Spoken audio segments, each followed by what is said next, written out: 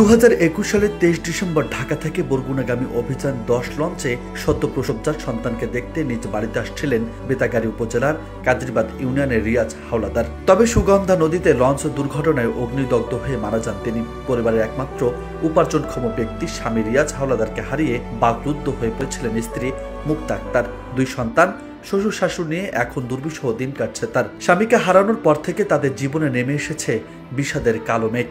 রাত্রে 1টা বাজে আমার স্বামীর সাথে আমি কথা বলছি যে আইতেছে, কইছে কত দূর আইছো, কইতে এই তো বরিশালের কাছাকাছি বলছি। আমার ছেলে নিয়ে আমি হাসপাতালে ছিলাম, ওই দিন এই হাসপাতালে আইসে পর আইবে কইছে সকালে ভোর হইলে আইবে। ভোর হয়ে 4টা বাজে আমি ফোন দিই, ফোনের নাম্বার বন্ধ, মোবাইলে আর ফোন দিয়ে আর পাই না। সাথে সাথে আমার চাচা শ্বশুরের শ্বশুর যাইতে পারে, চাচা শ্বশুর, চাচি শ্বশুর, আমার ভাই সবাই লঞ্চে দুর্ঘটনা হয়েছে ওইখানে গেছে। যাইয়ে পরে তো সব জায়গায় খুঁজছে, কোনো জায়গায় পায় নাই। হাসপাতাল আগে সবাই হাসপাতাল খুঁজছে যে সে একা মানুষ, তার কোনো সমস্যা হইবে না, হে আল্লাহ দিলে ভালোই বেঁচে, কিন্তু হাসপাতালে খুঁজছেও আমরা পাই নাই। এবার যেখানে মর্গে না, যেখানে লাশ উড়ে উড়াইয়া রাখছে, এবারে যে খুঁজছে আমার স্বামীর আর জীবিত পাইনি, সেখানে মরা বাড়িতে সবাই। এই দুর্ঘটনায় কেড়ে নিয়েছে কারো ভাই, কারো বোন, কারো মা বাবা, আবার কারো প্রিয় সন্তান। অগ্নিকাণ্ডের 3 বছর পার হলেও স্বজনদের কাছে প্রিয়জন হারানোর স্মৃতি দগদগ করছে এখনো। ঢাকা থাকতে চাকরি করতে পয়সা চাল কিনতে কি করি, আর কিছু না।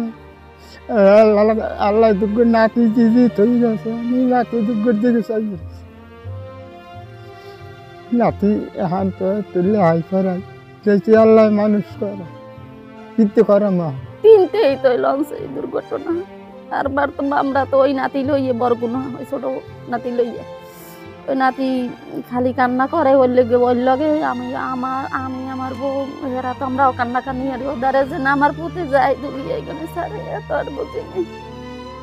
2021 সালে এই অগ্নিকাণ্ডের ঘটনায় নিহত হন 49 জন।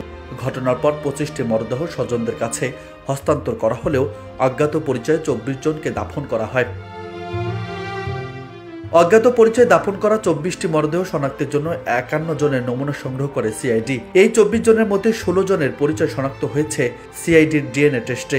ঘটনা নিহত ব্যক্তিদের স্বজনদের বিকল্প কর্মসংস্থানের মাধ্যমে আর্থিকভাবে স্বাবলম্বী করে গড়ে তোলার দাবি সচেতন মহলের। আমি সেদিন বাস্তবতা দেখেছি, মানুষ কিভাবে আসলে আগুনে পুড়ে যে মৃত্যু হয় এবং তার যে আর্তনাদ, কষ্ট মানুষের, সেটি কিন্তু আসলে দেখতে পেয়েছি স্বচক্ষে, যেটা আসলে মনে করতে আমি চাচ্ছি না।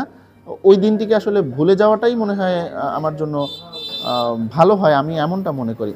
তো যাই হোক, সেদিনের যে ঘটনাটি ঘটেছে, লঞ্চ কেন আগুন লেগেছে, কী কারণেই বা লেগেছে, সেটি নিয়ে অনেক কথাই আছে, আলোচনা আছে। তবে ওখানে যে মানুষের যে হতাহতের ঘটনা, সেই ঘটনাটি আজ 3 বছর হতে চলেছে। সেটি নিয়ে আসলে কতটুকু কি হয়েছে সেটি আমি বলবো না, তবে ওই দিনের ঘটনার আসলে বর্ণনা দিতে গেলে বলা চলে যে মানুষ আসলে কতটা কষ্ট পেয়েছে, বা মানুষ কিভাবে আসলে মৃত্যুবরণ করেছে। একটা মানুষ, জীবন্ত মানুষ আগুনে পুড়ে মারা যাচ্ছে, এর অভিজ্ঞতাটা আসলে খুবই কষ্টদায়ক। স্মরণকালের ভয়াবহ এই লঞ্চ দুর্ঘটনায় নিহত অসচ্ছল অসহায় পরিবারগুলোকে বিভিন্ন সরকারি প্রকল্পের মাধ্যমে সহায়তার আশ্বাস দিলেন বরগুনার জেলা প্রশাসক। 2021 সালের লঞ্চ দুর্ঘটনায় যারা মৃত্যুবরণ করছেন তাদের পরিবারের প্রতি সহমর্মিতা জানাচ্ছি, এবং তাদের মধ্যে যারা এখন অসচ্ছল আছেন তারা যদি আমাদের কাছে আসে, যে কোনো ধরনের সাহায্যের জন্য আমরা চেষ্টা করব তাদেরকে সেই সাহায্যটা করার জন্য। এছাড়াও তারা যেহেতু বরগুনার অধিবাসী, আমাদের অনেকগুলো সরকারি বিভিন্ন ধরনের সহযোগিতা আমরা করে থাকি, সেই সহযোগিতার আওতায়ও তারা যদি আমাদের কাছে যোগাযোগ করে, আমরা সেই সহযোগিতার আওতায় তাদেরকে নিয়ে আসার চেষ্টা করি। সুগন্ধা ট্র্যাজেডি বারবার মনে করিয়ে দেয় দক্ষিণাঞ্চলের নৌপথে যাত্রীদের নিরাপত্তাহীনতার কথা। তাই নৌপথে চলাচলকারী লঞ্চগুলোতে নিরাপত্তা বৃদ্ধির দাবি সচেতন মহলের।